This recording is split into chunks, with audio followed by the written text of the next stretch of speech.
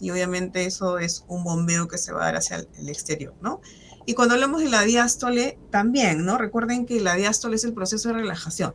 El corazón tiene que estar relajado, las paredes tienen que estar relajadas, en este caso, para recepcionar las aurículas, la sangre, ¿no? Entonces hablamos de una relajación isométrica y tenemos una fase de llenado, ¿no? Y esa fase de llenado también se descompone. Hablamos de un llenado ventricular que va a ser muy rápido, otra fase cuando ya estamos a más del 50%, uno lento, y luego tenemos la fase ya de sístole auricular, es decir, de la aurícula va a salir también la sangre hacia el ventrículo.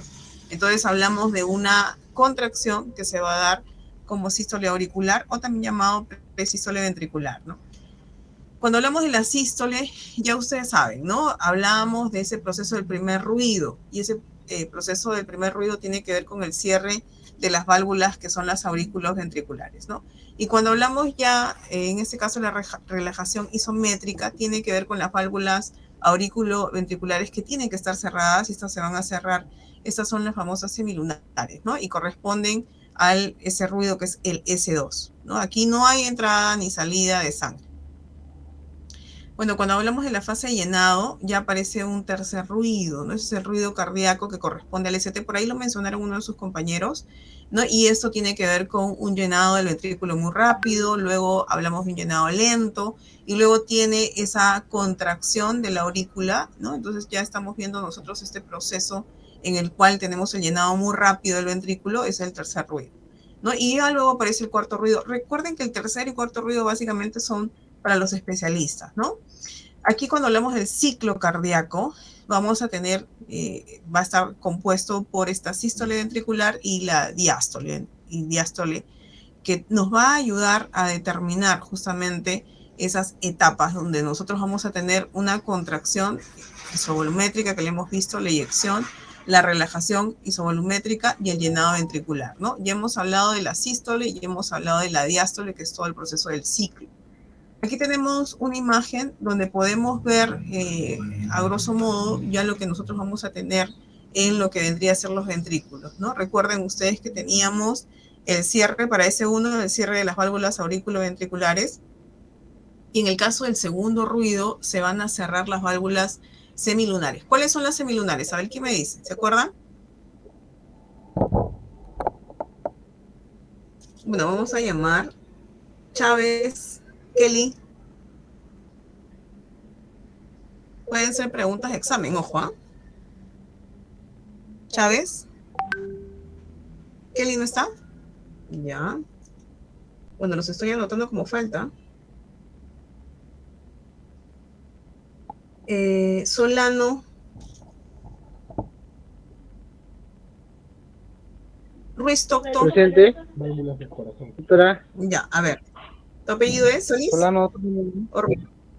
Solano, muy bien, Solano. Entonces, dime, Solano, cuando hablamos nosotros de lo que corresponde al primer ruido, ¿te acuerdas?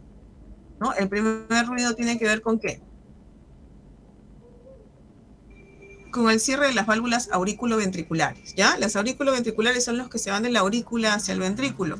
Vamos a ver una imagen, bueno, más adelante la vamos a ver, pero tenemos nosotros, acá está, ¿no? Mira, las aurículas y los ventrículos. Aurículo-ventriculares son justamente en este caso, la tricúspide y la mitral. Y las que dan el segundo ruido es el cierre de las segundas válvulas, en este caso las sigmoideas. Tenemos la pulmonar y tenemos la aorta. ¿De acuerdo? ¿Sí? Bueno, en ese 3 ocurre un llenado rápido, ¿no? Y ya ese 4 una contracción auricular, que son ruidos que, como les dije, ya lo ven un especialista, ¿no? En este caso el cardiólogo. Entonces, ¿cómo es que se produce todo este evento, ¿no? Cuando hablamos de las válvulas auriculoventriculares, hemos hablado del cierre de la mitral, acá tenemos la mitral, ¿no? Y tenemos también la válvula, ¿qué más se cierra? ¿Qué otra válvula? Aurículos ventriculares. ¿Cuáles son las otras válvulas? Acabamos de decir. La mitral y la tricúspide mitral. ¿Tu apellido cuál es? Díaz Oquise. Díaz Oquise. ¿De acuerdo? Sí, quedó claro, ¿no? Entonces ya tenemos esas etapas. El ciclo cardíaco va a tener también presiones. Recuerden que la presión que soporta una arteria va a ser más pequeña o va a ser, mayor en una arteria versus una vena que va a ser menor la presión.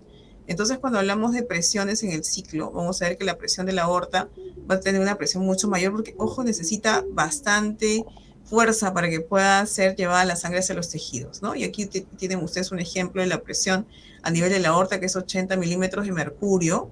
Y hablamos de una presión de la pulmonar. Entonces, en este caso, veíamos a lo que es la aorta, ¿sí? Aquí tenemos la aorta, 80, y esta sería la pulmonar, ¿no? Y la pulmonar va a tener menos presión que se va, obviamente, a los pulmones. Estamos hablando ya que esa sangre va a irse a ser oxigenada, ¿no? Bueno, y la presión en el ventrículo, que necesita el ventrículo izquierdo tener mucho más fuerza, va a ser de 120 milímetros de mercurio. Versus la presión del ventrículo del lado derecho, que no solamente necesita irse, miren ustedes aquí en esta imagen, solamente necesita irse a la pulmonar, entonces va a ser menor. Sin embargo, la que hemos mencionado hace un rato, el ventrículo del lado izquierdo necesita salir, ¿no? La sangre expulsada con mayor fuerza hacia todo el organismo, entonces necesita mayor presión. El ventrículo del lado izquierdo va a tener 120 y el lado derecho 25. Miren la diferencia, ¿no? Entonces, el volumen ventricular al final de la diástole va a ser 130 mililitros. Eso tiene que ver con la cantidad que nosotros vamos a ver de, en este caso, de líquido o volumen, ¿no? De sangre. Cada ventrículo expulsa de 70 a 90 mililitros por latido en reposo. Y cuando está en reposo, va obviamente a tener este latido, ¿no? El ventrículo, en este caso, el volumen ventricular al final de la sístole va a ser 50 mililitros. Entonces son volúmenes que ustedes están analizando y son volúmenes que tienen que ver también con algunos mecanismos y respuestas en base a algunas patologías que se van a dar. Recuerden, ya hace un momento se mencionó los infartos, ¿no? Los infartos van a tener un amplio, de repente, un infarto que es un infarto masivo, un infarto que de repente involucra gran cantidad de músculo, entonces el corazón va a ser insuficiente, ¿no? Y vamos a ver nosotros ya, esto también altera el ciclo cardíaco. Entonces, el gasto cardíaco tiene que ver con el volumen que se eyecta, ¿no? Y además con la frecuencia cardíaca, es decir, a cuántos latidos y cuánto volumen sale. El volumen de eyección, que tiene que ver con el volumen diastólico final y también el volumen sistólico final, estamos hablando ya de la presión auricular, la distensibilidad también del ventrículo, pero además cuando hablamos del ventrículo, en este caso del sistólico final, tiene que ver con la contractibilidad del ventrículo y también la poscarga, ¿no? Ya entra otro concepto, la poscarga, cuánto es que sale, y vamos a ver la precarga, que depende también de otros factores que hace un momento hablábamos, qué es lo que se va a alterar, ¿no? Cuando tenemos de repente una insuficiencia, lo vamos a ver en un momento, pero ustedes ya pueden analizar que vamos a tener el gasto cardíaco que depende del volumen de salida y depende de la frecuencia. Si el corazón no puede latir porque tan rápido o es insuficiente, entonces se altera la frecuencia cardíaca, ¿no? Y obviamente si no hay esa fuerza que tenga el corazón para que pueda eyectar la sangre, entonces también se va a alterar el volumen, entonces el gasto cardíaco se va a alterar y vamos a tener algunas regulaciones que se van a ir dando en el camino. El gasto cardíaco, ¿no? La duración de la sístole, que es la contracción, es 1/3 del ciclo cardíaco. Y cuando hablamos de la duración de la diástole es 2/3 del ciclo cardíaco. Estábamos hablando de sístole y diástole, recuerden. Sístole entonces es 1/3 de todo el ciclo, ¿no? Del gasto cardíaco, y la duración de la diástole va a ser mayor, ¿no? El llenado de en este caso de las aurículas, de las cavidades del corazón, va a ser mayor. Y la contracción, no estamos hablando de la duración de la sístole, va a ser menor. Entonces, cuando hay un aumento de la frecuencia cardíaca, vamos a ver afectada, ¿no? En este caso, la diástole. Si el corazón, ¿no? Tiene taquicardia, como mencionaron hace un momento, entonces empieza a latir más rápido, ¿qué vamos a tener? Vamos a tener una disminución de la diástole. Es decir, las cavidades no se van a llenar adecuadamente.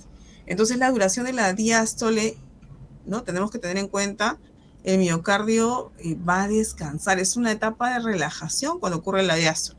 El corazón está relajado, ¿no? La forma activa es al final de la diástole. Pero vamos a tener que el corazón está relajado y van a llenarse las cavidades. Además, ojo, cuando el corazón está en reposo, no hay contracción, no hay ese acortamiento de las fibras, ¿no? Porque recuerden que es músculo, músculo cardíaco estriado. Entonces vamos a tener que también el volumen de sangre que va a llegar a este tejido, en este caso el miocardio, necesitamos que esté en etapa de relajación. Entonces, cuando hablamos de las coronarias que van a recibir, estas van a salir directamente de la aorta, son los primeros vasos que van a salir. Y recuerden ustedes que los vasos coronarios van a ser aquellos que van a irrigar el corazón en etapa de diástole. Si se tapona, y ahí mencionaron muy bien sus compañeros que había o existía la probabilidad de que se fragmente de repente algún tipo de depósito de grasa que tengamos en el endotelio, en este caso estamos hablando de un trombo, podría obstruir los vasos de la coronaria, que son los vasos coronarios que son muy pequeños. Estamos hablando de infartos, ¿no? De isquemias que se puedan dar inicialmente y luego ya se consoliden un infarto. Entonces ya ustedes están viendo que el flujo, que puede ser pregunta de examen también, el corazón va a irrigar a los vasos en diástole, ¿de acuerdo? Bueno, tenemos el gasto cardíaco, ¿no? Importante que este gasto cardíaco que habíamos mencionado dependía de algunos factores, ¿no? En este caso, el volumen de eyección y la frecuencia cardíaca. Entonces, podríamos tener cambios, sí, hablamos de repente de cambios que puedan aumentar cuando uno está estresado, ¿no? Cuando uno de repente está ansioso, podría incrementar entonces el gasto cardíaco, sí, en un 50 hasta un 100%. Cuando uno come también, el gasto cardíaco se incrementa en un 30%. Cuando hace actividad física también, dependiendo de la actividad física, vamos a tener un incremento mucho mayor incluso. Cuando hablamos de repente de incrementos de la temperatura, el embarazo y la adrenalina que preguntamos hace un momento, también, ¿no? Vamos a tener nosotros que el gasto cardíaco va a incrementarse. En etapas de relajo, de repente el sueño, ¿no? Y de repente cuando estamos pues en un ambiente adecuado, vamos a tener nosotros que no va a sufrir cambios. Y puede descender también, ¿no? En el caso de repente de las arritmias, el corazón no está como que funcionando bien para poder sustentar esas necesidades que tiene el organismo, entonces vamos a tener que puede descender el gasto cardíaco porque es el volumen que de repente va a estar alterado y la frecuencia que también se va a alterar. Entonces, en ese caso vamos a tener arritmias, ¿no? Para que desciendan el gasto cardíaco, que sean muy rápidas, que no permiten, si ustedes se dan cuenta, si el corazón late muy rápido, entonces el volumen va a estar afectado y el corazón en diástole no se va a poder llenar, ¿no? El hecho de enfermedad cardíaca también. Entonces vamos a tener una serie de estímulos que pueden obviamente alterar y disminuir el gasto cardíaco, ¿no? Cuando hablamos, por ejemplo, de la estimulación vagal que tiene que ver con el sistema parasimpático, es relajación, ¿no? En este caso también afecta el gasto cardíaco. Cuando hablamos de presión arterial, por ahí se mencionaron sus compañeras, una de sus compañeras, que el 50% podría diagnosticarse. Hay un error un poquito, ahí sí hay un error, ¿no? Cuando nosotros hablamos de la presión arterial, recuerden que muchos estaban asociando la presión arterial a esos factores de repente genéticos, familiares, de la predisposición que existía, ¿no? En base a, de repente a que mi papá, mi mamá tiene hipertensión, entonces tengo la probabilidad de ser hipertensión. Ahora se conoce muy bien que mientras nosotros tengamos algunos factores, que son los factores epigenéticos que se puedan cambiar, vamos a tener nosotros la probabilidad de hacer hipertensión arterial. Es una enfermedad silenciosa. De las 100 veces que nosotros tengamos síntomas, ¿no? En un paciente hipertenso, el paciente va a presentar solamente de las 100 veces que se le incremente la presión arterial, mejor dicho, ¿no? De las 100 veces que se le incremente la presión arterial, vamos a tener que los síntomas van a ser muy escasos y solamente un 15% van a sentir algún síntoma. Y ustedes ya de repente conocen algunos síntomas, ¿no? Por ahí un dolor de cabeza, algunos dicen que no es dolor, pero sí es dolor de cabeza, mareos, visión borrosa, tinnitus, que es ese zumbido de oído, escotomas, ¿no? Lucecitas en los ojos, ver luces así, medias que te desenfocan. Tener algún síntoma muy general, ¿no? Porque recuerden ustedes que esa sintomatología no es específica, ¿no? Podríamos tener dolor de cabeza por otras cosas, epistaxis de repente al grado nasal por otras cosas. Entonces, en este caso, estamos viendo ya nosotros que es complicado el hecho de poder diagnosticar una presión arterial, pero podemos presumirla, ¿no? Cuando hay una persona de repente que es obesa, de repente pues consume mucha sal. Recuerden que esto es asociado, y muy bien lo dijeron, al sodio, ¿no? El incremento de sal.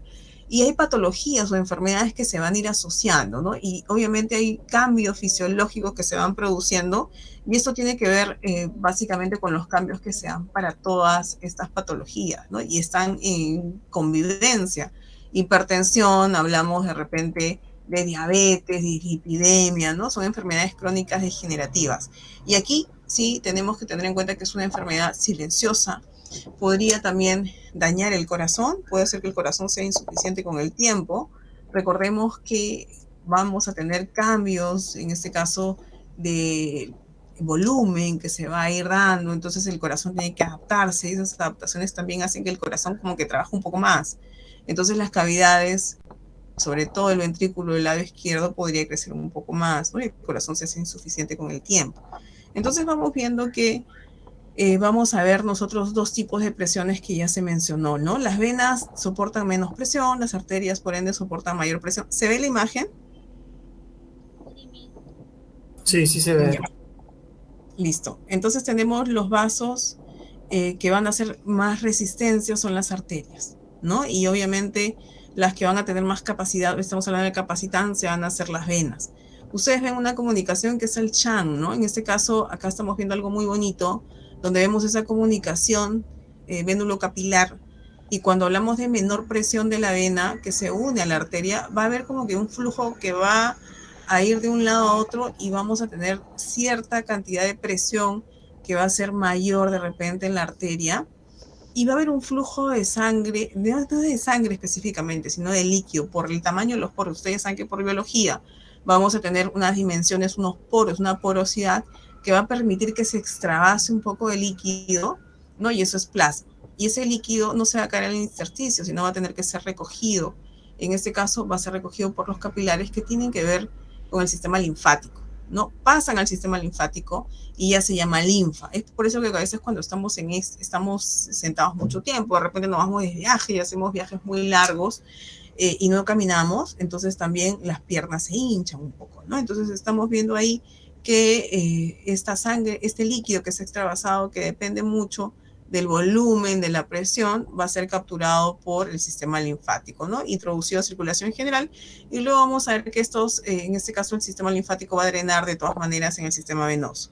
Entonces, recordemos que la circulación entonces es bastante dinámica, ¿no? No es estática. Vamos a ver también la fisiopatología de la hipertensión, ¿no? Vamos a ver que hay una importante disfunción del endotelio, ¿no? Que es el vaso. Se rompe el equilibrio, vamos a ver nosotros algunos elementos que van a regular estos procesos, ¿no? El óxido nítrico, vamos a tener las endotelinas, ¿no? Entonces, hay incluso algunos elementos que nos ayudan en procesos proinflamatorios, las prostaglandinas, ¿no? Que los tromboxanos también, que van a alterarse. Entonces, lo que estamos viendo ya es ciertos cambios fisiológicos que ustedes ya lo han revisado probablemente en clases previas, ¿no? En cursos previos, donde vamos a tener que las arterias van a tener en este caso una elasticidad mayor, van a tener una presión que va a ser bastante dinámica porque va a tener que elongarse, van a tener sus paredes que distenderse si hay mucho flujo, o van a tener que contraerse si hay poco flujo, ¿no? Vamos a tener una resistencia también al flujo alta, y las venas van a ser al revés, ¿no? Van a soportar volúmenes, no van a ser elásticas, no van a ser dinámicas, ¿no? Y obviamente no hay una resistencia al flujo que va a ser muy baja. Esta es una imagen donde nosotros podemos observar la distribución de los volúmenes que vamos a tener a nivel sistémico, ¿no? Y aquí estamos viendo algo interesante, donde observamos que existe mayor cantidad de volumen, en este caso en el sistema venoso, ¿no? En las venas pequeñas, en las vénulas y en las venas. Y vemos ya que en la arteria solamente vamos a tener un 14%, ¿no? Y también las vénulas postcapilares, en los capilares, en las arteriolas, ¿no? En las pequeñas arterias y en las arterias de gran calibre va a haber menor volumen. Esta es una imagen donde nosotros podemos ver algunos cambios que se van a dar en el lecho vascular, ¿no? Y esto tiene que ver básicamente con el flujo, ¿no? Cómo es que la aorta, en este caso, va a tener mayor cantidad, obviamente, de fuerza y resistencia a las arterias, ¿no? Vemos ya las arteriolas también soportan mayor presión, y la vena cava, obviamente, la velocidad que vamos a tener en estas van a ser menores, ¿no? Las arterias tienen mayor velocidad y las venas tienen menor velocidad. Aquí hay una imagen ya de lo que hemos visto hace un momento, la distribución, en este caso, de la sangre, ¿no? Las ramificaciones de cómo es que estas se van uniendo al final de la circulación, y vamos viendo también que existen algunos volúmenes importantes de líquidos que van a pasar de un lado al otro, ¿no? Entran y salen de forma constante, pero además vemos un líquido que se va a extravasar, ¿no? Y recuerden ustedes que el líquido, todo el sistema venoso, el sistema capilar muy pequeñito que tiene que ver, en este caso con los linfáticos, van a drenar también en las venas y estos van a llegar hacia las cavidades del lado derecho, ¿no? La aurícula pasa al ventrículo y luego pasa al pulmón para ser oxigenado. Ya el pulmón, una vez que ha hecho la oxigenación, pasa a la aurícula del lado izquierdo, al ventrículo y pasa a circulación general, ¿no? Ese es el circuito. Entonces aquí solamente es la distribución del flujo sanguíneo que nosotros vamos a tener en el organismo, y obviamente las cavidades, como es que el ventrículo del lado derecho, por ejemplo, va a tener que ver también con los pulmones, ¿no? La aurícula, en ese caso el lado izquierdo, recibe la sangre, ¿no? Recuerden, de los pulmones, ¿no? Oxigenada, y luego pasa al ventrículo izquierdo para ser llevado a circulación general. Entonces la aurícula, recuerden que teníamos a la aurícula del lado derecho, que recibe el sistema venoso, pero además recibe el sistema linfático, también lo mencionábamos, ¿no? Entonces vemos cómo existe obviamente una importante afluencia tanto del sistema venoso, y cuando hablamos del sistema venoso que tenía mayor cantidad de líquido, obviamente estos van a recoger toda esa sangre y va a pasar por el sistema hepático, ¿no? Y recuerden ustedes que el sistema hepático tiene el sistema porta va a recibir de la vena esplénica, de la mesentérica, tanto superior como inferior, ¿no? Entonces estamos viendo que toda la sangre va a ser llevada a circulación hacia la aurícula derecha, ¿no? Recibe entonces la aurícula del lado derecho, va a recibir importante flujo sanguíneo a través de la vena cava superior y vena cava inferior, ¿no? Y luego pasa al ventrículo derecho, a los pulmones y lo que habíamos mencionado, el flujo sanguíneo, ¿no? Importante. Entonces la presión está relacionada a la fuerza que nosotros vamos a tener, en este caso en la superficie, ¿no? La fuerza que vamos a tener internamente en la arteria. Y esa fuerza va a estar dada por una presión que es dinámica, porque hemos hablado que las arterias son bastante dinámicas, ¿no? Y esa fuerza va a estar dada también por el ventrículo del lado izquierdo, es la que lleva la sangre, ¿no? Y luego hacia toda circulación general. Y luego también la presión hidrostática, que depende del peso de la sangre y el sector, o sea, dónde va a ser ubicado, dónde va a haber más flujo sanguíneo, ¿no? Recordemos que existen algunas estructuras que tienen más flujo sanguíneo. Bueno, las variaciones de la presión que tienen que ver con el ciclo cardíaco, ¿no? Recordemos que estas variaciones de presión y el ciclo cardíaco se aumenta de forma muy brusca de repente la apertura de las válvulas sigmoideas. Recuerden, las sigmoideas son la pulmonar y la aórtica, ¿no? En este caso, si estamos hablando ya de que es muy brusca de repente, en este caso la abertura, la presión sistólica es la que puede estar afectada, ¿no? Entonces, eso hay que tenerlo en cuenta. Hay algunas leyes, por ahí no he puesto todas, solamente unas, ¿no? Según la ley de elasticidad de Hooke. En ese caso, cuando el cuerpo homogéneo se estira, ¿no? Y estamos viendo nosotros aquí, la ley de Hooke, estamos viendo cuando hay un estiramiento que es proporcional al grado, ¿no? En este caso, la tensión que nosotros vamos a ejercer, el cuerpo homogéneo se va a estirar, la tensión elástica es proporcional al grado de estiramiento que nosotros vamos a tener. Entonces, eso responde, ¿no? A lo que nosotros vamos a ir soportando. Este estiramiento, ¿no? Este soporte, no vamos a ver nosotros, en este caso, mayor cambio, ¿no? Pero cuando estamos viendo aquí, ya estamos viendo que los vasos, cuando no responden a esa intensidad, cuando se va a estirar, estamos viendo una elongación que va a ser mucho mayor.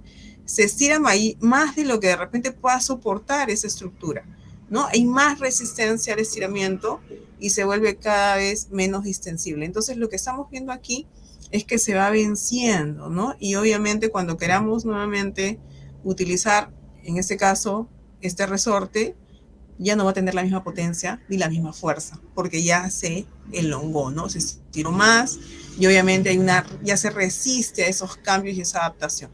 Entonces, eso es lo que estamos viendo acá, ¿no? Cuando vemos que el estiramiento es casi homogéneo y la tensión es proporcional a esa elongación que nosotros vamos a tener, obviamente vamos a ver que existe un flujo adecuado. ¿Se entendió? A ver si me están escuchando, creo que estoy sola. Sí, mis. Estamos. Sí, mi. Están ahí, perfecto. Sí, se entendió. Muy bien. Entonces, la Sí, regulación, está. muy bien, la regulación entonces depende de muchos factores, ¿no? Entonces habíamos hablado del endotelio, que es el vaso mismo, que también es importante porque va obviamente a tener un sensor del flujo, y hablamos de la regulación metabólica, ¿no? De repente una hiperemia activa, hablamos de la autorregulación y respuesta de repente también propia de los músculos, hablamos de una hiperemia reactiva también. Son mecanismos de regulación que nosotros vamos a tener. Otro mecanismo de regulación tiene que ver con el sistema simpático. Si estoy ansioso, de repente siento que me van a robar, ¿no? Y estoy preparándome para la lucha y la huida. Obviamente tengo que sacar sangre periféricamente para los músculos, ¿no? Para poder huir, correr, ¿no? Entonces estamos hablando del sistema simpático que hace pues que la frecuencia cardíaca se incremente, pero de repente el sistema parasimpático también, ¿no? Estoy relajado, entonces, ¿no? El parasimpático entra a tallar. La regulación hormonal también es importante. Tenemos algunas hormonas que obviamente incrementan el metabolismo, otras que reducen el metabolismo, ¿no? Un ejemplo, tenemos el hipotiroidismo que disminuye, el hipertiroidismo que aumenta. Reflejos vasculares, ¿no? Algunos vasoreceptores arteriales, vasoreceptores cardíacos pulmonares, lo vamos a ver, son sensores que vamos a tener en el cuerpo y que van a detectar cambios que nosotros vamos a poder tener. Quimiorreceptores periféricos también, el hipotálamo que también regula, ¿no? Los procesos metabólicos, la corteza cerebral también, ¿no? Recordemos que la corteza es aquella que va a encargarse de distribuir información. Todo lo que nosotros sentimos, el calor, el frío, llega a corteza y eso también, obviamente, vamos a tener sensores periféricos que van a llevar esa información a corteza y se asocia a otras estructuras, ¿no? Quimiorreceptores también centrales. Entonces, aquí, bueno, el control de la presión arterial. ¿Cómo se va a dar ese control de la presión arterial? Vamos a tener un ajuste del flujo sanguíneo, ¿no? Tanto local, sistémico, hablamos del sistema nervioso, en este caso autónomo, que regula, ¿no? En este caso el simpático, que ya lo mencionamos, y el parasimpático. Cuando hablamos de parasimpático, tiene que ver con la acetilcolina, y cuando hablamos del simpático, es la noradrenalina, ¿no? La adrenalina. Y en este caso, un ejemplo que ya les puse era el hecho de estar de repente activos, ¿no? Si siento que me van a robar, no me voy a quedar pues ahí para que me roben, ya mi organismo se va preparando, el corazón palpita, la frecuencia respiratoria se incrementa, ¿no? El flujo sanguíneo hacia la periferia se incrementa también, y entonces vamos a tener nosotros que la adrenalina va a modificar obviamente también el diámetro de los vasos, la frecuencia cardíaca, la contractilidad cardíaca, empieza el corazón a tener más contracción, la fuerza de contracción va a ser mayor. El parasimpático hace todo lo contrario, ¿no? Entonces la frecuencia disminuye, la contractilidad también, ¿no? Es decir, vamos a tener nosotros una etapa donde vamos a estar probablemente relajados. Aquí tenemos el sistema simpático, ¿no? Y en este caso vamos a tener que la resistencia, ¿no? Cómo va a estar la velocidad de la resistencia, cómo vamos a tener también el retorno venoso, vamos a tener que el flujo sanguíneo se va a incrementar, la actividad cardíaca se incrementa, y hemos hablado del hecho de tener más palpitaciones. Entonces la frecuencia cardíaca se va a incrementar, y como vamos a tener que contraer más el corazón, también la contractilidad y el gasto cardíaco también se va a incrementar. En el parasimpático ya mencionamos que era todo lo contrario. La frecuencia cardíaca va a estar disminuida, ¿no? La contractilidad también va a estar disminuida. Y un ejemplo es cuando ustedes están comiendo, ¿no? Cuando ustedes comen, el sistema parasimpático lleva la sangre a esta estructura gastrointestinal, entonces vamos a tener menor contractilidad, ¿no? Inicialmente va a haber un incremento de la frecuencia, pero vamos a ver nosotros que la contractilidad y todo como que se va relajando, ¿no? esos centros vasomotores que ustedes están viendo son importantes, ¿no?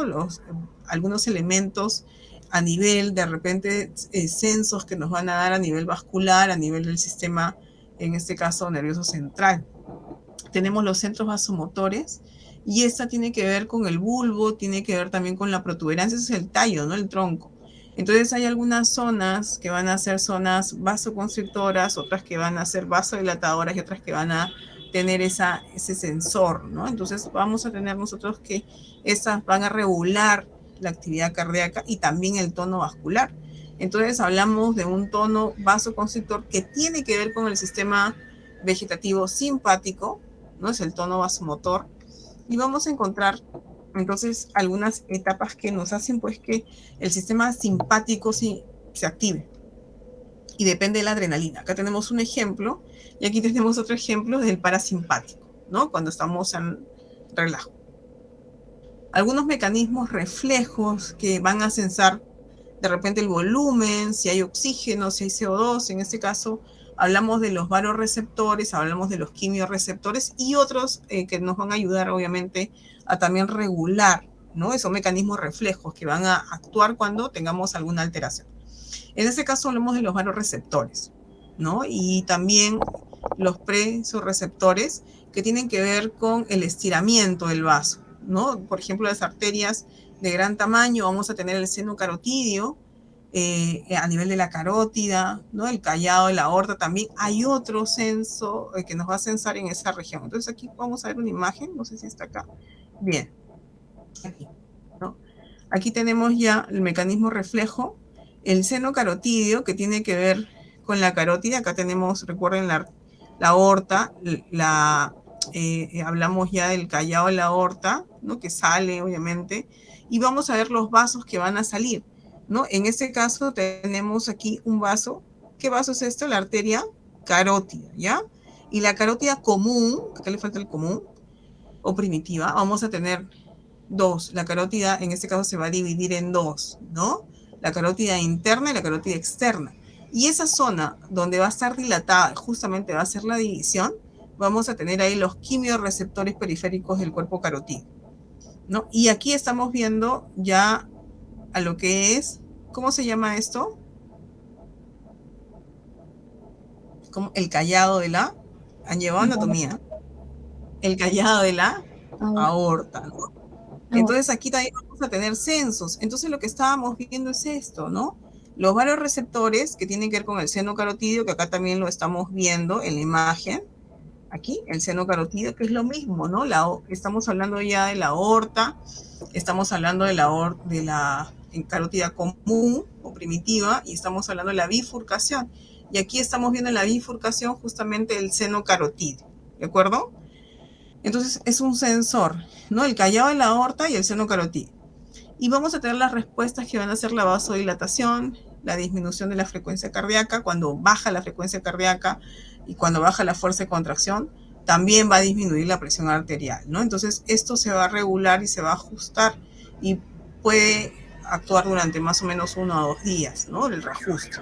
Los quimiorreceptores es lo que va a censar básicamente la ausencia de oxígeno. De repente, pues, no estamos oxigenando bien o hay un incremento del CO2, entonces los quimiorreceptores van a censar y van a detectar eso, ¿no? O de repente el exceso de hidrogeniones en la sangre también. Entonces, ¿dónde se van a encontrar? Y ya lo hemos visto también hace un rato, ¿no? En los cuerpos carotídeos y en los cuerpos aórticos, ¿ya? Entonces, es lo mismo que van a actuar como vasoreceptores y quimiorreceptores. Cuando tenemos una presión arterial muy baja, de repente inferior a 80 milímetros de mercurio, ¿cuánto era lo normal, se acuerdan? ¿Cuánto era lo normal? A ver, creo que lo dijo María. María, ¿cuánto era lo normal? Sí, sí, profesora. De 2 a 6. ¿Cuánto? 2 a No 6.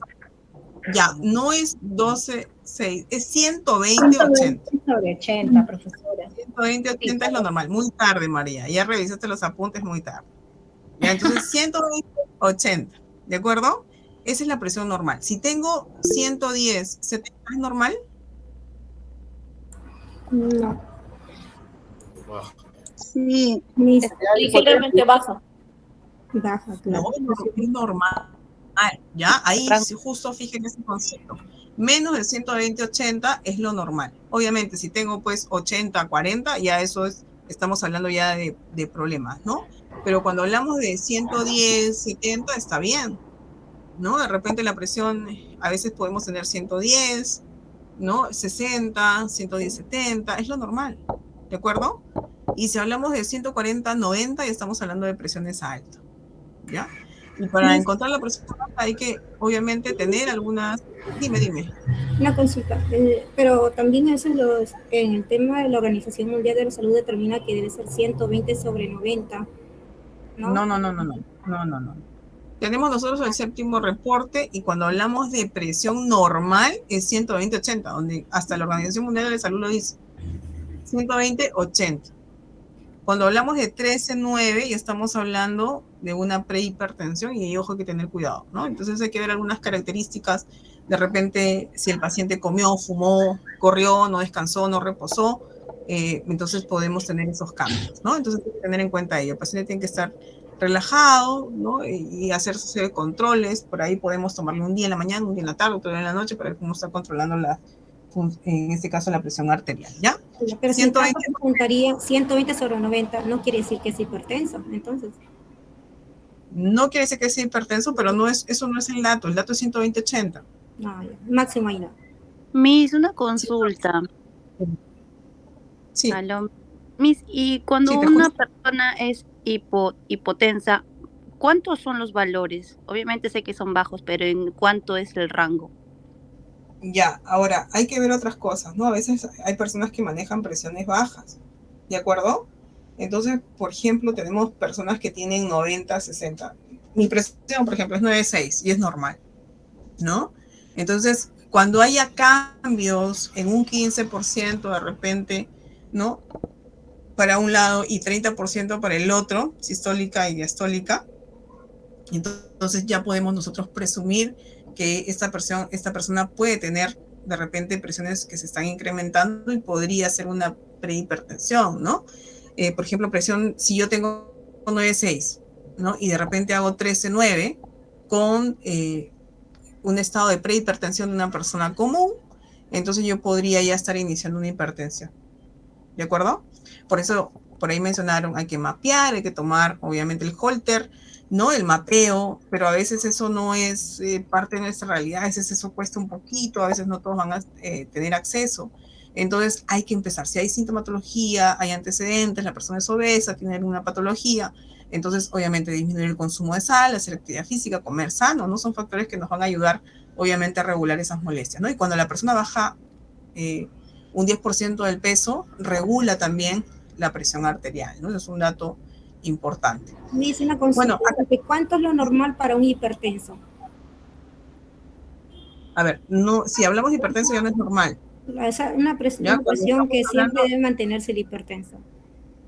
en presiones regulares, en presiones normales. Cuando Ya. hablamos nosotros 120-80, eso es lo ideal. Ajá. Pero ojo, no es normal, pero ya con el tiempo, los vasos, hemos hablado hace un momento de la importancia que tenía, en este caso, el hecho de tener los vasos adecuados. ¿Se acuerdan? ¿Sí? ¿No? Entonces, ¿qué pasa en este caso con los vasos de las personas adultas mayores? ¿Qué creen que pase? ¿Qué pasa con los vasos de los adultos mayores? A ver, ¿qué me dice?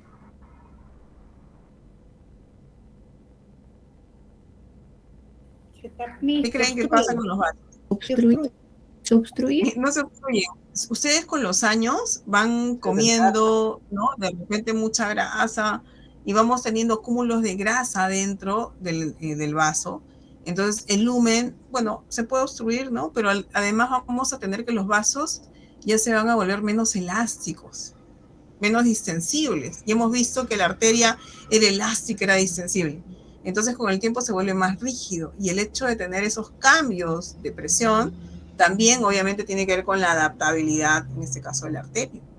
En el caso de los pacientes que son hipertensos y tienen larga data, tienen años de hipertensos y de repente son añosos, ¿no? Son adultos mayores, vamos a tener que los vasos van a ser muy rígidos, y cuando hay esa rigidez, vamos a tener tendencia a tener presiones un poquito más altas, que no es normal, pero es la tendencia. ¿De acuerdo? Entonces, una persona adulta mayor no vamos a llevarlo a 120-80, no vamos a llevarlo a 120-80, sino podemos tenerlo de repente en 13-9, ¿no? Podría ser. ¿De acuerdo? ¿Sí? ¿Se entendió? Sí, también puede ser por presencia de como esclerosis o arteriosclerosis. Claro, es el depósito justamente de las grasas que se van a dar internamente y hacen que los vasos ya no sean... ¿Ustedes han visto una tubería que tiene sarro? Sí, en la del ¿Cómo es? caño, por ejemplo, en la del caño. Así es. En el Así es. lavadero. Conforme van pasando los años, entonces nuestros vasos también van teniendo depósitos. Por eso es importante el consumo de omega 3, omega 6, grasas buenas que puedan sacar a circulación las grasas malas, y no comer alimentos que estén obviamente con grasas saturadas, ¿no? Incremento de grasas trans. Entonces eso también es importante, los estilos de vida saludables.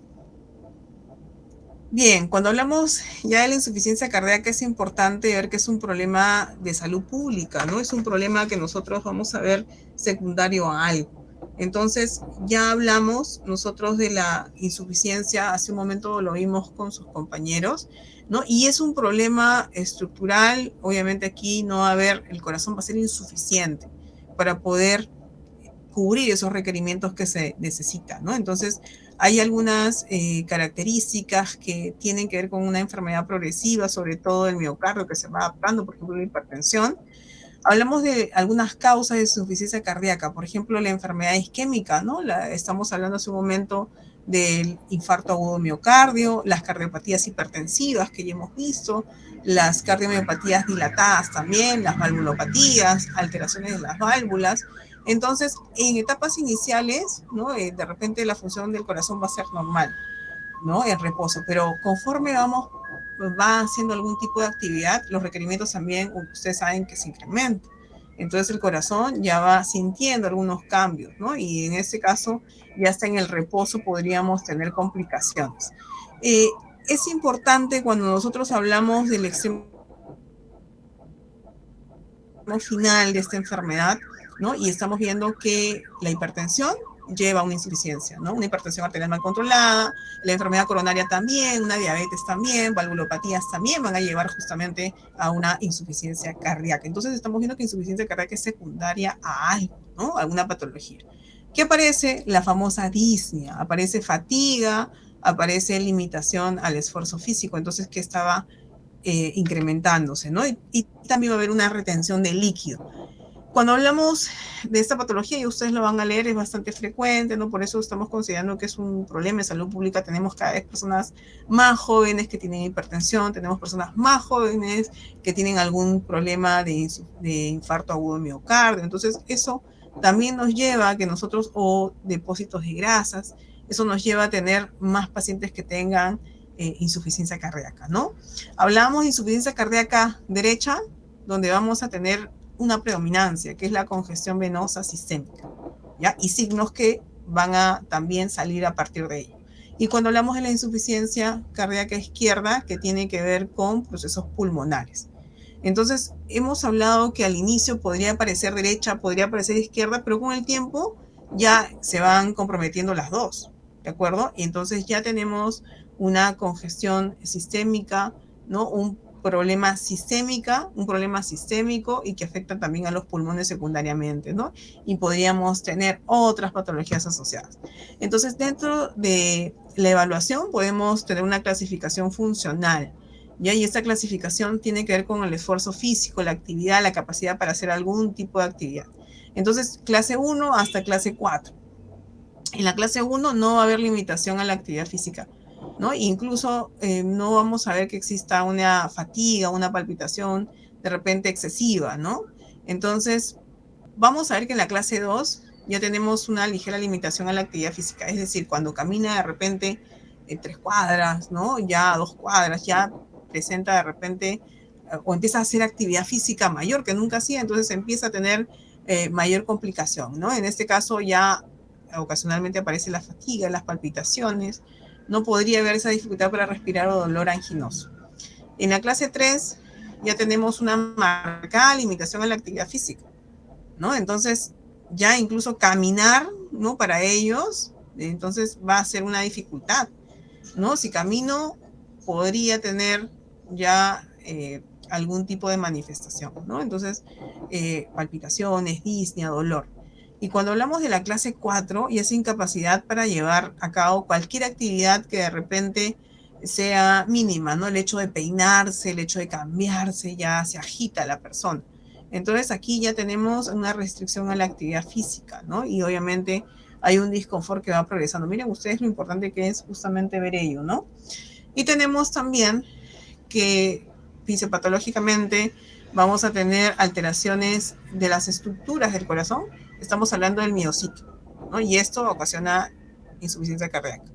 Ya se pierde esa capacidad que tenía el corazón para hacer la actividad de contractibilidad normal. Entonces existen muchos cambios que se van a dar, ¿no? Cambios estructurales pequeños, pero además cambios bioquímicos también. Y vamos a tener que eso va a alterar la fisiología, que es lo normal, ¿no? El hecho de llevar oxígeno, el hecho de llevar nutrientes, ¿no? El hecho de oxigenar también el mismo tejido también se va a alterar. Entonces podría ser por secundario un infarto. Recordemos que puede estar alterada la precarga, la poscarga, y esta es una imagen donde estamos viendo la fisiopatología, ¿no? Las alteraciones, en este caso cardiovasculares que vamos a tener. Hablamos de alteraciones cardiovasculares que se puedan dar y afectan, por ejemplo, la miocardiopatía dilatada, la cardiopatía isquémica. Hemos hablado de alteraciones de las válvulas que se puedan dar, la hipertensión, que también podamos tener, los depósitos, los infartos, ¿no? Estamos hablando de cardiopatía isquémica. Eso es básicamente lo que me va a llevar a que yo pueda desarrollar cambios en la precarga, cambios en la poscarga, ¿no? Y eso me lleva a que podamos tener también el músculo dañado, no se contrae bien el corazón, disminución de la contractibilidad, ¿no? Y entonces eso me lleva también a una disminución del gasto cardíaco que habíamos mencionado. Eso trae como consecuencia una disminución del volumen. Podemos tener disnea, fatiga, y ya se va comprometiendo también la dificultad para respirar, sudoración, alteración de las presiones, edema, el incremento de líquidos, ¿no? Y aumento de la micción. Ya tenemos una insuficiencia cardíaca que podría ser derecha, que podría ser izquierda. ¿Cuáles son las diferencias? Aquí hemos hablado de la derecha, ¿no? Aumento de las presiones. Podemos tener ingurgitación yugular a nivel de la vena de las yugulares. Podemos ver una dilatación también ahí. Reflejo hepatoyugular. Yo presiono el hígado y va a aparecer una ingurgitación yugular, una dilatación de la yugular. Eso es insuficiencia cardíaca del lado derecho. ¿Ya? Podemos tener edemas, pueden haber también alteraciones de la orina en la micción en la noche, ¿no? Podemos tener también retracciones musculares, podemos además tener ese líquido en la cavidad abdominal que se llama ascitis, el hígado podría crecer también, podemos tener una hipertensión portal secundaria a esa insuficiencia cardíaca del lado derecho porque son compensatorios a las deficiencias que se van a dar. En el lado izquierdo, cuando aparece una insuficiencia cardíaca del lado izquierdo, es la que lleva la sangre oxigenada, recuerden, tenemos disnea, ¿no? Lo que habíamos visto hace un momento, esa dificultad que teníamos, que presentábamos. La ortopnea, ¿qué es? Cuando nosotros podemos tener ortopnea paroxística nocturna, ¿no? Entonces, platipelante o platipenia en este caso, ¿no? Cuando hablamos nosotros de la ortopnea, ¿qué cosa es? A ver, ¿alguno me puede decir qué es la ortopnea?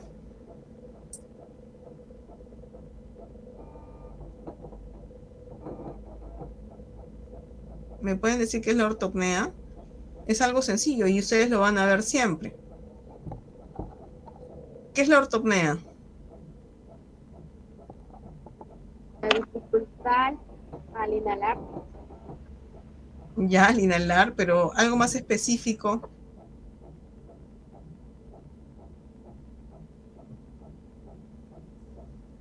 La persona... Al respirar, dificultad al momento de respirar. Está acostada. ¿En qué momento? Así es, ¿no? La persona tiene que estar acostada, ¿de acuerdo? Entonces, es esa persona que se despierta de pronto en la noche por falta de aire. ¿Ya?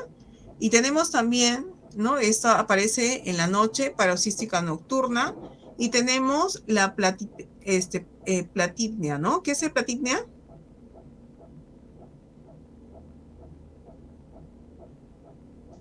Es una dificultad que aparece respiratoria cuando uno está erguido, cuando está parado, ¿no? Entonces, eso es lo que vamos a tener. Y estamos viendo ya la dificultad respiratoria, estamos viendo la falta de aire, la sensación de aire, ¿no? La ortopnea, una disminución del volumen. Además de esto, vamos a tener una cianosis, que quiere decir que vamos a estar con una disminución de lo que vendría a ser la oxigenación, ¿no? Vamos a tener cianosis en los labios, la persona le va a faltar obviamente la oxigenación, mareo, fatiga, sudoración, y ya podemos tener tos nocturna, ¿no? Estertores por los líquidos. Y lo que estamos viendo ya, mecanismos compensatorios, y nosotros vamos a tener hemodinámicamente que esto va a traer cambios hormonales, cambios hemodinámicos, ¿no? El sistema nervioso, y vamos a tener ya una insuficiencia crónica que afecta tanto al lado derecho como al lado izquierdo. Entonces, cuando hablamos de los efectos, vamos a ver una disfunción que ¿se acuerdan ustedes que teníamos sensores, ¿no? A nivel, ¿cómo se llamaba esto? El callado de la aorta.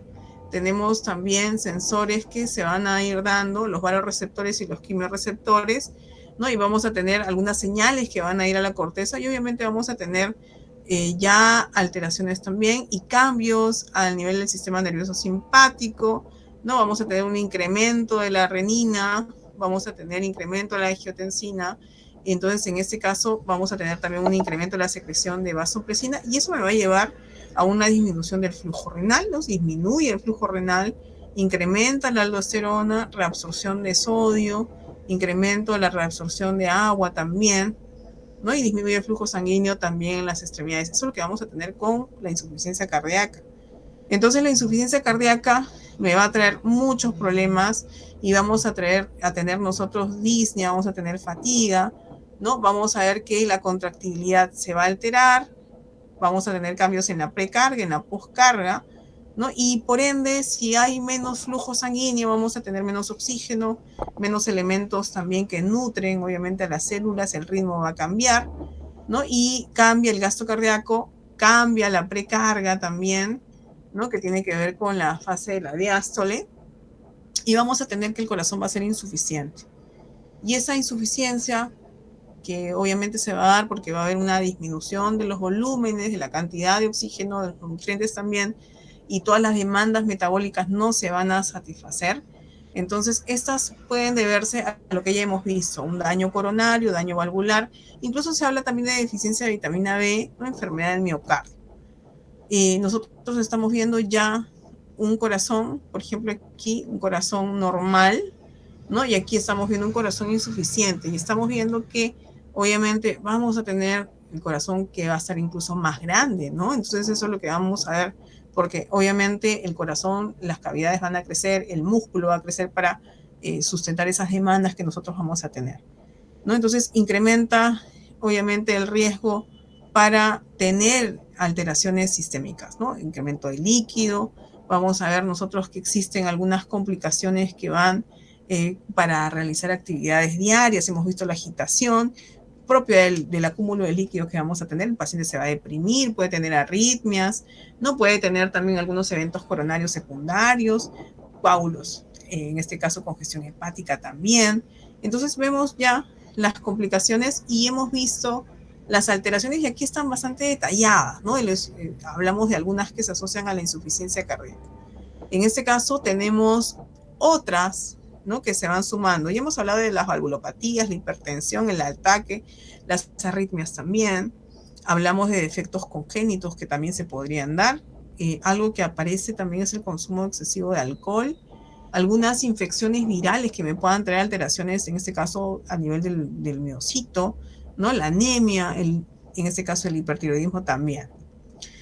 Entonces podemos tener ya alteraciones, y en este caso los síntomas se van desarrollando de forma gradual, ¿no? Estamos viendo si es derecha, izquierda, luego se comprometen las dos estructuras, y vamos a ver ya que empiezan a haber algunos cambios, ¿no? La falta de aire, que es esa disnea que nosotros vamos a tener, incluso la ortopnea cuando uno está acostado, la fatiga, el paciente obviamente no va a poder hacer sus actividades normales porque hay una demanda ahí que no está satisfecha, y en este caso estamos hablando de la disminución del oxígeno. Si ustedes se pueden hacer actividad y que están en anemia, ¿cómo van a responder?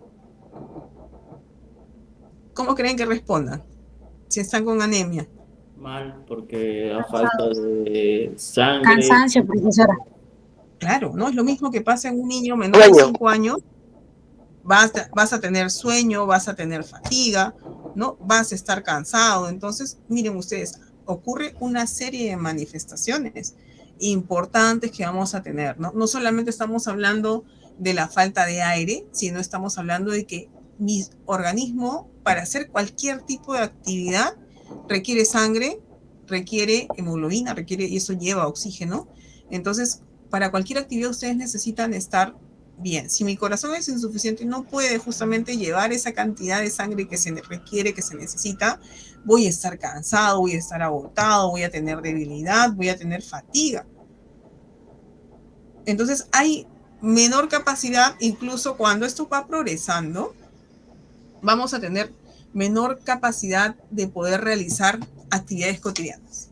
Los pacientes con insuficiencia cardíaca crónica no pueden ni peinarse. Ustedes imagínense hacer actividades cotidianas y no poder hacerlas de pronto.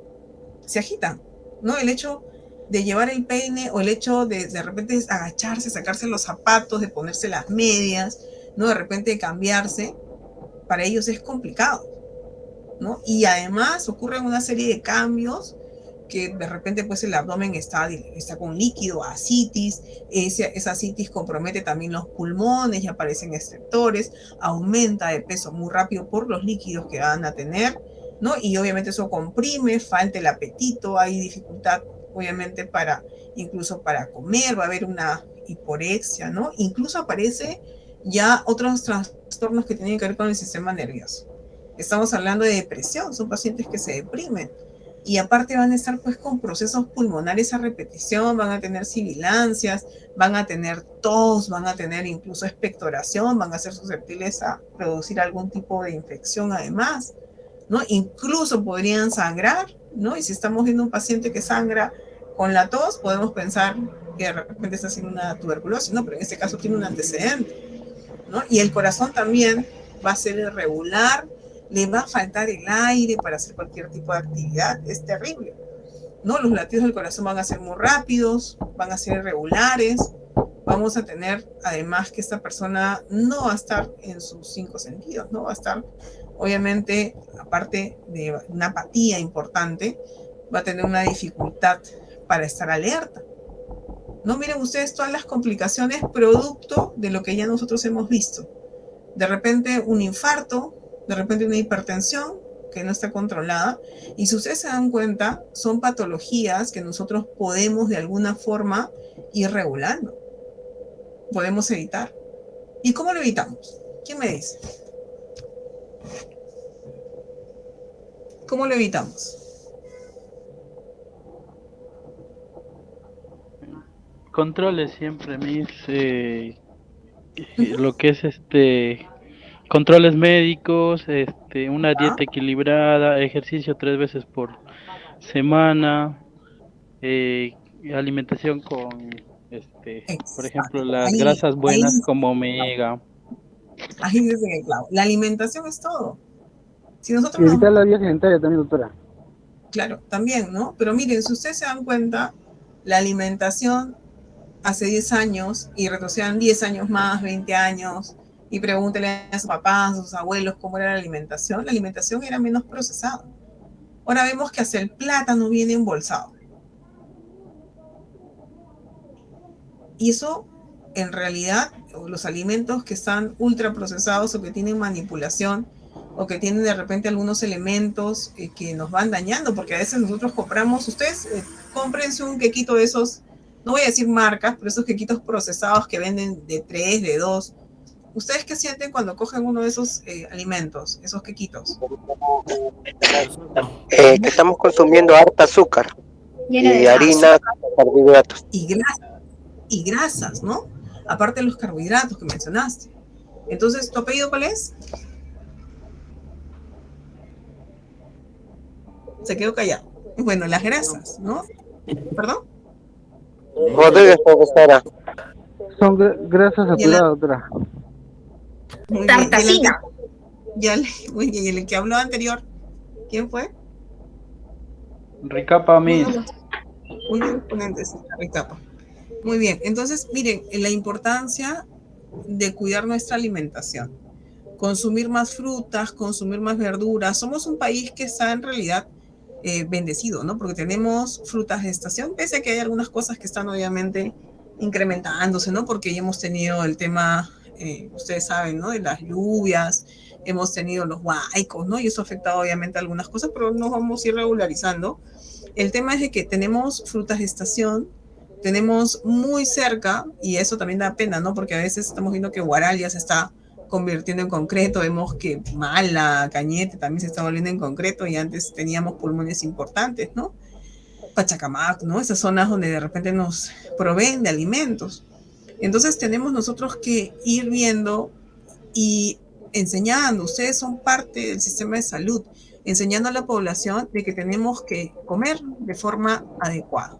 Y lo mejor es no consumir alimentos procesados, ¿no? Por ejemplo, ustedes toman gaseosa, pónganse a pensar qué es lo que tiene la gaseosa. Tiene azúcares, tiene algunos elementos que hacen obviamente que sean adictivos, tiene, ¿no? Derivados de la coca, tienen, si estamos hablando de Coca-Cola, ¿no?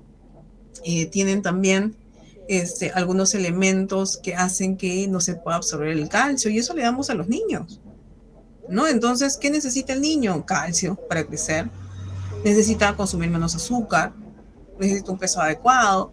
Entonces, ¿por qué los niños tienen una talla que no es una talla adecuada? Porque obviamente estamos consumiendo cosas que de repente no son nutritivas, ¿no? Y ahora en esta época a veces vivimos muy apurados y comemos lo que venga, ¿no? En el camino. Y las comidas rápidas, obviamente, han tomado también, ¿no? Una base en la alimentación. Todo el mundo consume comida rápida y no es nada nutritivo. ¿Qué nutritivo? Bueno, ahora sacar los huevos, ¿no? Pero antes estaba muy barato, 2 huevos sancochados y de repente un poco de brócoli era suficiente la alimentación. Teníamos calcio, proteína, teníamos todo. Pero hay que empezar a comer. Claro, también, papa con huevo es una buena alimentación. Ustedes no lo ven, pero sí, es muy nutritivo. Y por ahí te llevas una lechuga, te llevas un poco de lechuga, no sé, de repente tomates, ¿no? Entonces, miren, se dan cuenta que la alimentación en nuestro país está siendo cada vez peor, ¿no? Estamos viendo que a veces el hecho de la rapidez, el hecho de tener de repente la tecnología, el hecho de trabajar, el hecho de ser de repente más ligeros en el tema. Antes, mamá, papá, no trabajaban los dos, solamente trabajaba papá y la mamá se quedaba en la casa. Y no quiero decir que la mamá se tiene que quedar en la casa, ¿no? Pero antes veíamos que la mujer es la que se preocupaba más por la comida, por la alimentación. Ahora los dos trabajamos, ¿no? Entonces ya no hay esa dedicación de hacer pues la entrada, de repente el plato de fondo y el postre, ¿no? Que era natural. Entonces ahora no, ahora comemos muy rápido, pero hay que preocuparnos por nuestra población, ¿no? Sobre todo los niños, ¿no? El hecho de enseñarles a comer sano. Ya tenemos los octógonos que también nos dicen pues que tenemos consumo de ciertos alimentos que no debemos de consumir. Y ustedes, ¿no? Que están trabajando, a veces es muy fácil comerse pues una pizza, comerse no sé, un mostrito, un pollito de esos, no sé, crispy, ¿no? Y yo particularmente no como esas cosas, pero ustedes deben empezar a comer mejor, ¿no? Ustedes tienen que dar el ejemplo. Y una de las cosas por donde deben empezar es dejar esas gaseosas, que no son nada saludables. En otros países vemos que toman agua, el agua es lo más natural, el agua hervida, ¿no? El agua es alcalina, si es hervida es mucho mejor, ¿no? Entonces es importante que ustedes cambien esos hábitos. Entonces dejar de consumir también muchos azúcares. A mí me encanta el dulce, pero obviamente yo no consumo muchos dulces, ¿no? Evito cuando tomo un café, de repente no le echo azúcar, tomo una infusión, no le echo azúcar, ¿no? Y de esa forma vamos grabando un poquito el tema de la alimentación. No es que nosotros no queramos ganar peso, sino aparte es por salud, ¿no? Y vamos viendo que la población está creciendo en años, la gente de 90, 95, llegan hasta los 100 años como si nada, ¿no? Entonces hay que vivir bien. Listo. Y lo otro es hacer actividad física, pero no para bajar de peso, ¿no? Porque obviamente a veces decimos, no, me como pues un panetón, ¿no? Una tajada, 2 tajadas y hago ejercicio. y eso no es. Y eso no es, ¿no? El hecho es no consumir esos alimentos. Igual hay que movernos, no hay que ser sedentarios. ¿Listo? ¿Hay alguna pregunta? Adelson. Dime. Y con respecto a la alimentación, ¿qué es lo que en sí se debería comer para poder cuidarse, no sé, una dieta? Mira, en el plato de comida, lo que nosotros tenemos que tener es que la mitad tiene que ser ensalada. La otra mitad lo dividimos en dos, ¿no? Un cuarto de plato tiene que ser para la proteína y el otro cuarto tiene que ser para los carbohidratos. Proteína, estamos hablando de huevos, pescado, pollo, carnes, ¿no? Y si hablamos de carbohidratos, yuca, papa, camote, choclos, menestras, para el otro lado. Pero la mitad tiene que ser ensaladas. Y las ensaladas, mientras más colores, mucho mejor. Eso es en realidad cómo debemos de comer. Entonces se le tiene que bajar un poquito lo que es el tema del arroz, todo eso. Claro, tenemos que... El arroz, un cuarto de plato nada más, ¿no? Yo sé, a mí me encanta el arroz, pero igual ya consumo menos arroz, ¿no? El arroz es muy rico, ¿eh? Y a veces los tallarines.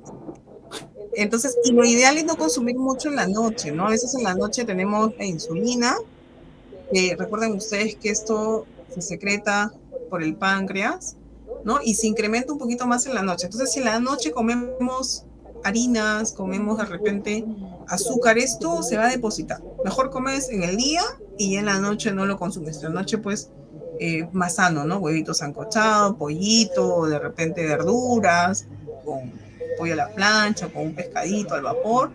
Entonces eso te ayuda a que no puedas ganar peso. Adiós, chaufa, entonces, doctora. Adiós, chaufa en la noche, ¿no? En el día puedes comerte un poquito más. A mí en particular me encanta hacer chaufa, ¿no? Pero en el día.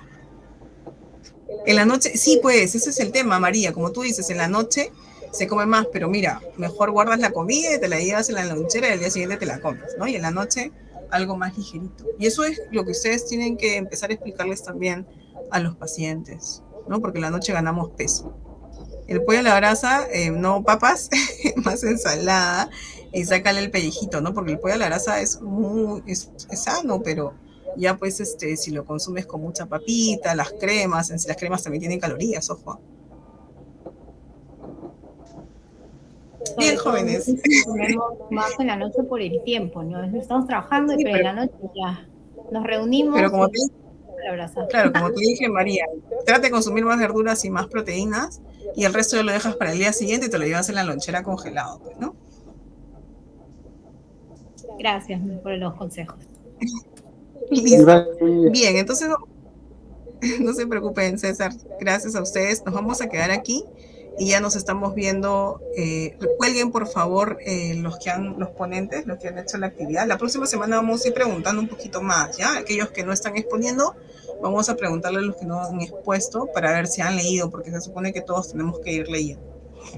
¿De acuerdo? Sí, mi. Bien, entonces nos vemos. Cuídense. Hasta luego. Hasta luego, mi. Buenas noches, niñas.